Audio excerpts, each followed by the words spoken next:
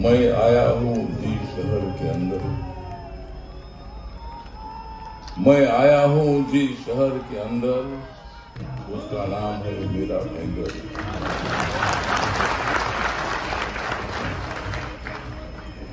ये शहर बन रहा है बहुत ही सुंदर, ये शहर बन रहा है बहुत ही सुंदर, इसलिए नहीं आएगा कोई भी बंदर। मतलब हमें बहुत बड़ी खुशी है, आनंद है कि मेरा भाईंदर में जिस तरह मेरा भाईंदर एक सुंदर शहर बनता जा रहा है, उसी तरह इस शहर में भी मतलब एक सुंदर जो बिल्डिंग है, ये बिल्डिंग एक इमारत, एक मेमोरियल बाबा साहब अम्बेडकर सांस्कृतिक भवन के नाम से खड़ा हो रहा है।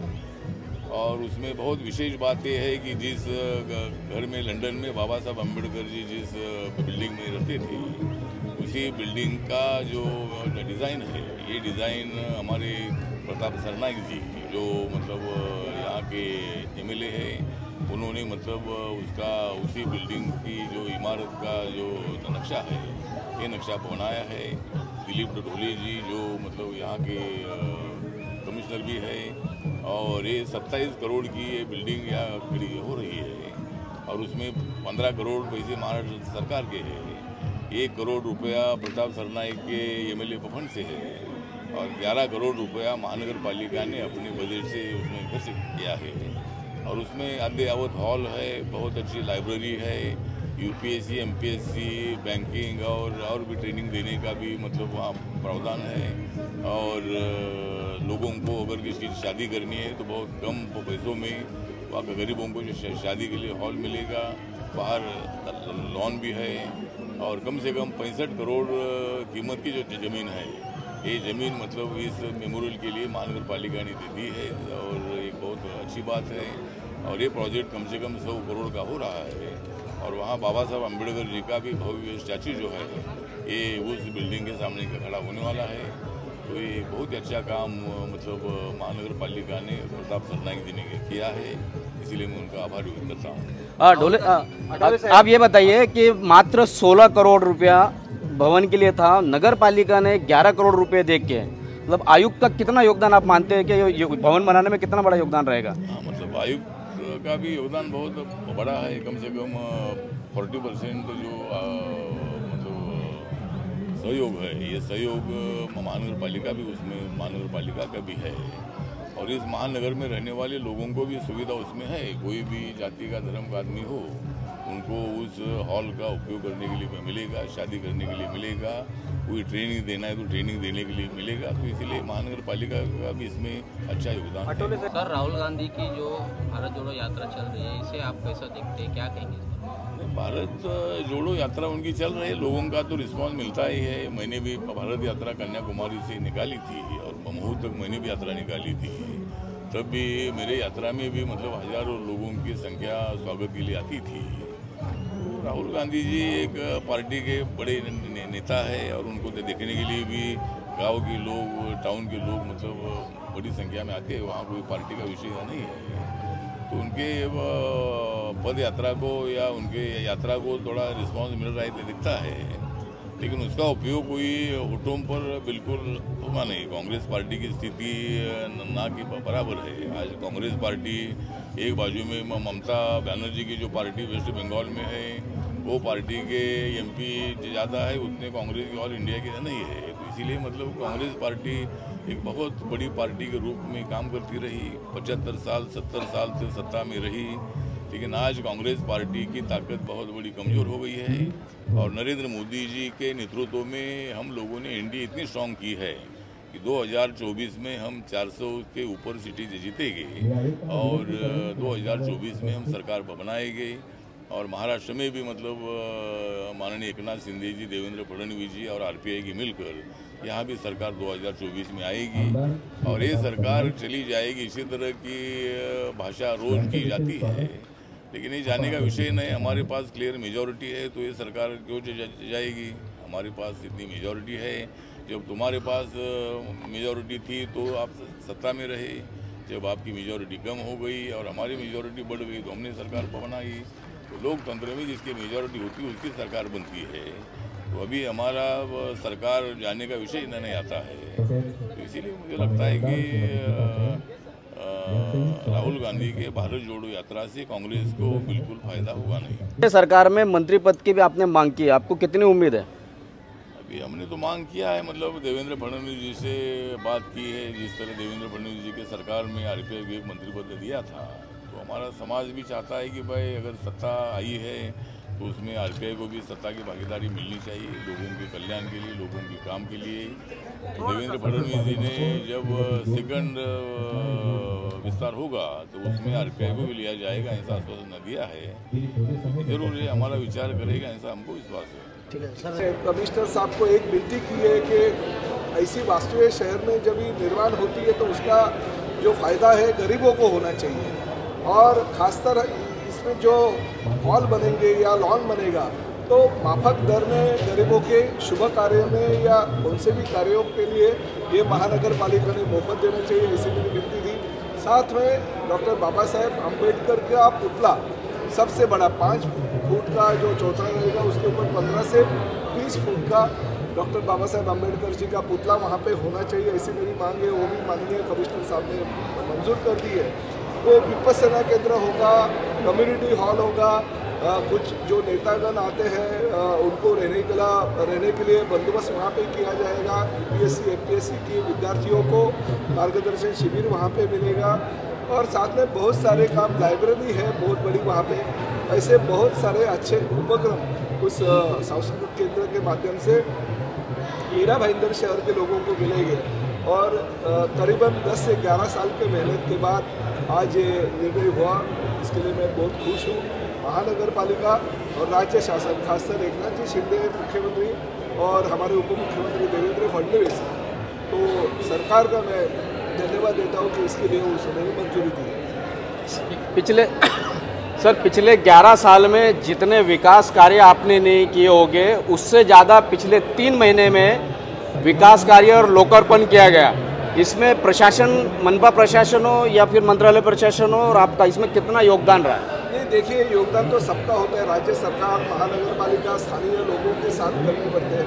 विकास काम होते रहते थे। अभी मेट्रो का काम जो है हमारे ही सरकार के कार्यकाल में होना था, वो हो गया। पानी की समस्या जो थी मीरा भाईंदर शहर में, वो पानी की योजना का हमारे कार्यकाल में भूमि पूजन हो गया। मगर महानगर पालिका में सत्ता होती है चाहताओं के, भले राजनीति की जगह पे, मगर विकास के लिए सब लोगों को साथ में आना चाहिए।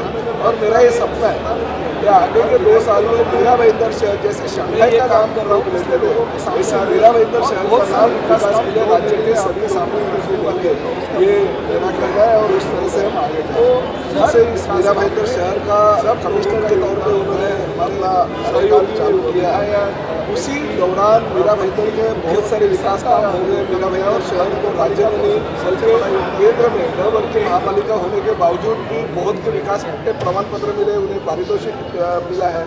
तो मैं यही कहना चाहता हूँ कि एक ऐसा प्रशासक या ऐसा कमिश्नर शहर को मिलने के बाद कैसे विकास के काम हो सकते हैं। लोक प्रतिनिधि और कमिश्नर यानी प्रशासन अगर साथ में रहेगा तो शहर आगे जाता है, पीछे देखता नहीं है। और दिलीप ढोले जी की मेहनत से शहर बहुत आगे जा रहा है। हम लोग उनके साथ में भविष्य में भी रहेंगे। सत्ता पक्ष के अधीन रह करके मनपा आयुक्त का काम करना और प्रशासक के तौर पे काम करना, क्या अंतर पाते हैं आप? नहीं, कुछ नहीं। प्रशासक के तौर पे और सत्ता पक्ष में थोड़ा सा तो फर्क गिरता है, मगर लोक प्रतिनिधियों की सत्ता के कारण ही विकास के काम होते हैं, ऐसा इतिहास है। ठीक है, अभी प्रशासक है, उनको जिम्मेदारी ज़्यादा है, मगर फिर भी वो अपनी जिम्मेदारी अच्छी तरह से निभा रहे हैं। आपके माध्यम से सभी मेरा भाईंदर को ये बताना चाहता हूँ, आज डॉक्टर बाबा साहेब अम्बेडकर संस्कृति भवन का भूमि पूजन केंद्र के मंत्री रामदास आठवले साहब के हाथ से हो चुका है। ये प्रोग्राम को मौजूद यहाँ के विधायक प्रताप सरनाइक साहब, विधायक गीताजी मैडम जी मौजूद थे, साथ साथ आप लोग और सभी पदाधिकारी भी मौजूद थे।